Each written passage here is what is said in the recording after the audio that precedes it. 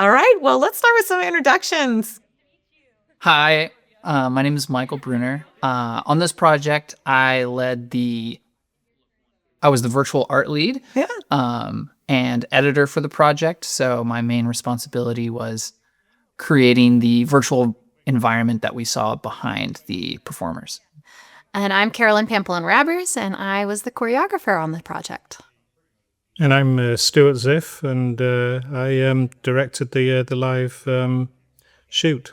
And I'm Lynn Vartan, and I was one of the performers and helped kind of put things together. And then I was just excited to work with Carolyn. So we brought you in as someone that we, really wanted to collaborate and just really appreciate your work and over time. So thanks for joining the project. Do you have any memories from that initial sort of when we wrote to you? Yes, I am a huge proponent for climate-based art proceedings or art explorations, having grown up most of my life and lived most of my life on the shores of Lake Michigan. So specifically around water is a huge aspect for me in informing my larger choreographic and movement-based work. And so this felt like such a great opportunity to be able to explore it in a deeper context and explore what this means on a more of a global scale as well, too. And then we were off to the races. And so I think, it's really interesting for people to kind of hear how something like this unfolds. And I feel like at the beginning, we really started with the concept. Is that how you remember it? That we started with the concept first and then started layering music, dance, visuals on top of it? What are your recollections of the process, Michael? Yeah, I feel like the theme of climate change, glaciers melting was central to the project and was really the inciting factor. That, along with there being a virtual production grant that our college was offering. And so that sort of also was one of those like structural pieces. We were also interested in exploring live performance using the virtual production stage. And seeing how it could be adapted for, other sorts of media outside of the typical film. I think the next thing that happened was we put a whole pile of music together in a Google Doc. I think I remember putting, I don't know, maybe 12 pieces together because I kind of went on a musical adventure to try to find music that I thought had just the right feeling for it, had a certain icy quality to it. And then everybody kind of said, oh, I really like this one. And I remember, Carolyn, you particularly were drawn to a few of the pieces. Yeah, I actively remember discussing kind of the overall arc and narrative of our work as well and how we were putting together the music. And we decided to go towards a reverent and hopeful culmination. And that was very informative in also reflecting into the active melting process that we're experiencing with the ice caps as well. And that informed our musical narrative arc also.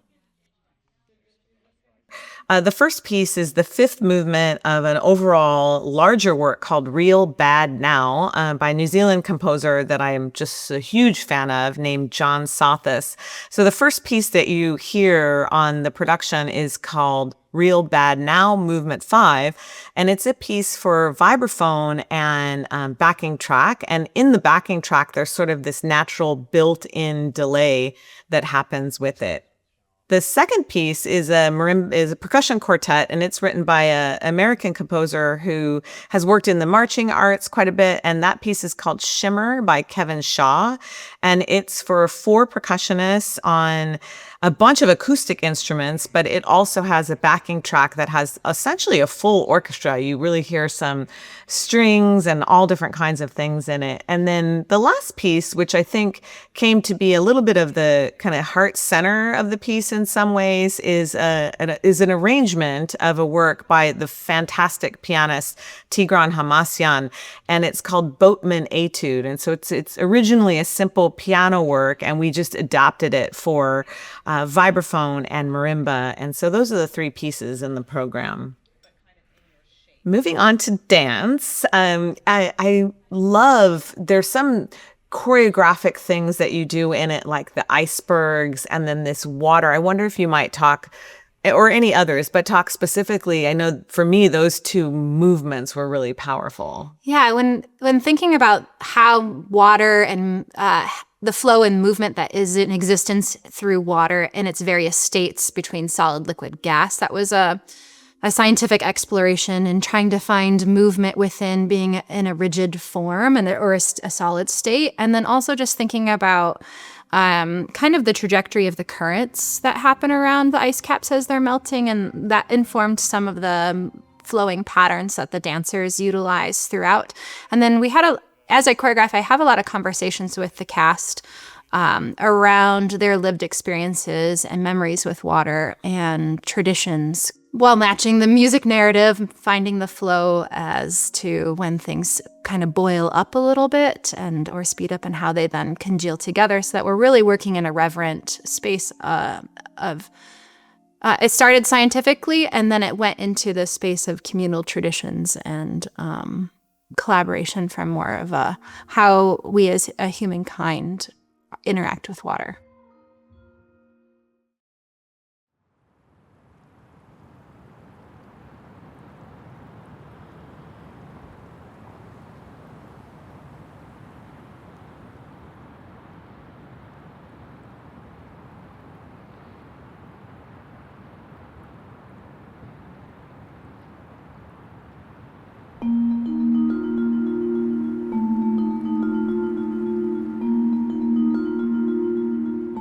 Michael, can you talk a little bit about the scenes and what's going on the wall, on the virtual production wall?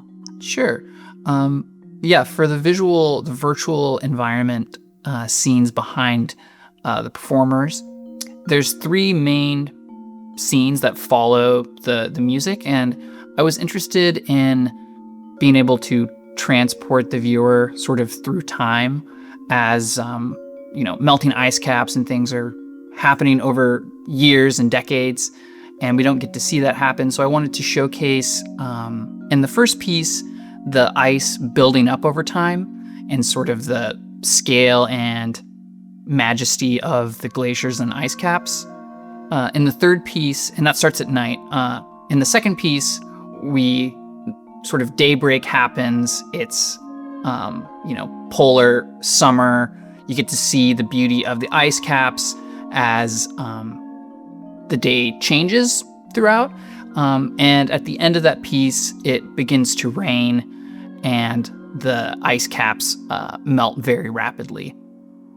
In the final piece, Boatman, we're sort of left in a fairly barren landscape where there's no more snow or ice. And it's sort of raining throughout that piece and is in sort of this sunset red atmosphere lighting that contrasts significantly with the rest of the piece and sort of sets up for that reverent movement. Okay, let's get into the filming of it. And Stuart, this is your zone. And can you talk about how this project comes together and works from a filming standpoint, and what was interesting, challenging, all those things about it? Well, firstly, virtual production and a virtual production stage is generally set up for a very specific type of production. And we were subverting from that. By that I mean that the camera is usually used in a much more controlled, narrower frame of focus with respect to how it relates to the stage, where the action is taking place, and the relationship that the camera has to the wall. We had two really phenomenal cameras to work with. One of them mounted to a robotic arm. That robotic arm has to be controlled through programming protocols. So that is set up in advance of the actual shoot. We don't have control over that while we're actually recording the performance.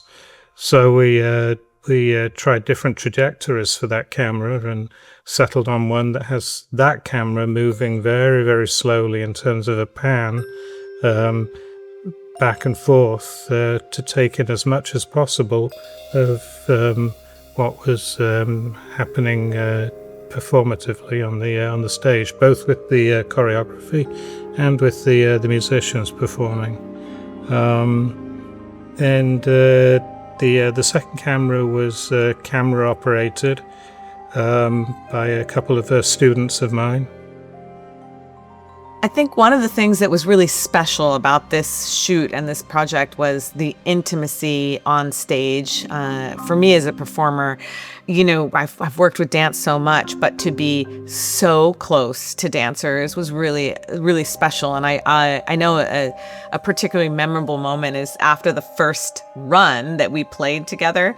The dancers, we all just lit up with excitement because I think there was just this really palpable energy of just being so close together on stage. So that's something that I think I'll always remember. And I know I felt it in this second piece. I felt it when the energy was just particularly high and strong, and that was really something magical.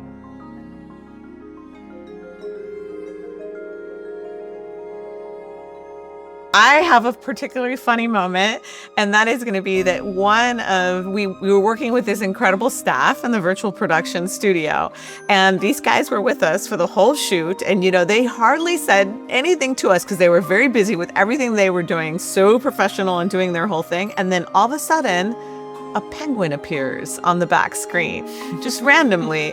And then another penguin appears on the back screen. And then all of a sudden somebody's giggling, and then another penguin. And by the time we got to the third day of the shoot, the entire glacier landscape was just covered with all different kinds of penguins wearing scarves and like all this. And that was Grant, who was part of the virtual production team, and I think he was just giving us a little bit of his personality in there and providing that levity to the moment. But that was a really funny one.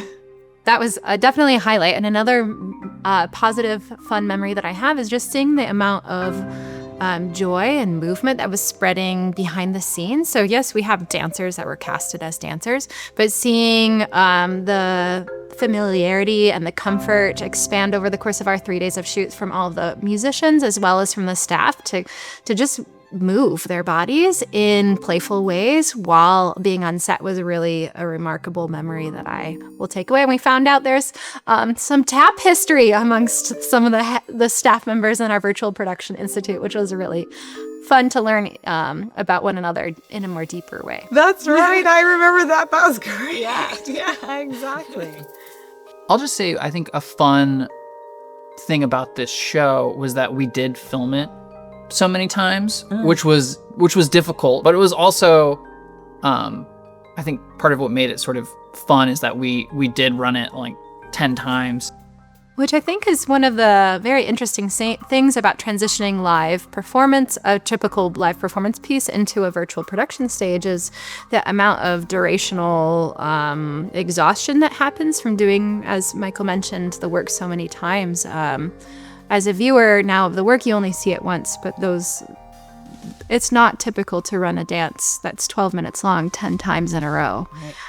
Over the course of 5 hours. So it has a very strong athleticism that's required from everybody, even people that are just standing there, like myself, during the actual shoot day. So. And I think that's a really interesting thing, that the process of it, we did so much of that upfront work and planning from the initial moment of inception. And then you come together and we all met, the dancers and the musicians and the team and the virtual production team. We all met that first day, and we were 3 days in and out and then off to post-production. So, and it is that athleticism of doing that over and over. So that's a really unique part of it. Well, one more thing that we have is kind of for each of us, you know, what are we trying to get across artistically, or final things you'd like to say about what the project meant to you, or what you meant for the project and what you wanted it to say in this world? I think I'm really touching base into the overall message for me, coming back to this really reverent action, and that we are mostly made up of water as our beings ourselves, and our earth is mostly covered in water. And just having this opportunity to be humble and respect that connection that we have with the nature, and that if we have that in our internal understanding, then hopefully we can build our outward actions to be more towards climate positive initiatives. Yeah. Yeah, I definitely agree with the sort of the reverence message of the piece. I think for me, I love when an artistic performance work gives you the opportunity to be inside a thing. And just, our lives and the world around us is so busy, so frenetic, so many things, that I really look at the pieces that I like to create as giving us collectively, audience, performers, and the opportunity to just be in a thing. And in this case, it is to admire and just take the moment to think about the glaciers, take a moment to think about the ice, take a moment to think about just think about it, regardless of which side you fall on with things. But just this moment to just spend 10 minutes just thinking about this beauty, this phenomenon, these things. And so for me, that's what I want to say with it. I think there's also something to say for the technology itself.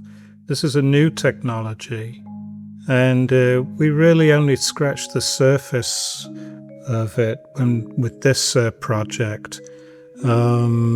It's not an easy technology to work with in a real-time situation, which is what interests all of us, I think.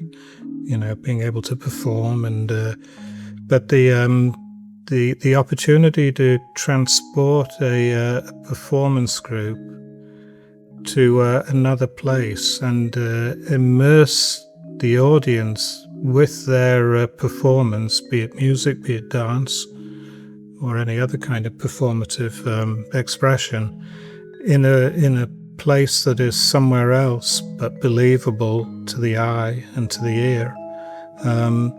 That, I think, is one of the more interesting aspects of this. So we can use it to tell our stories and to alert people to things that we want to think about and find expression for. But do that in a way that potentially finds new ways to tell those stories.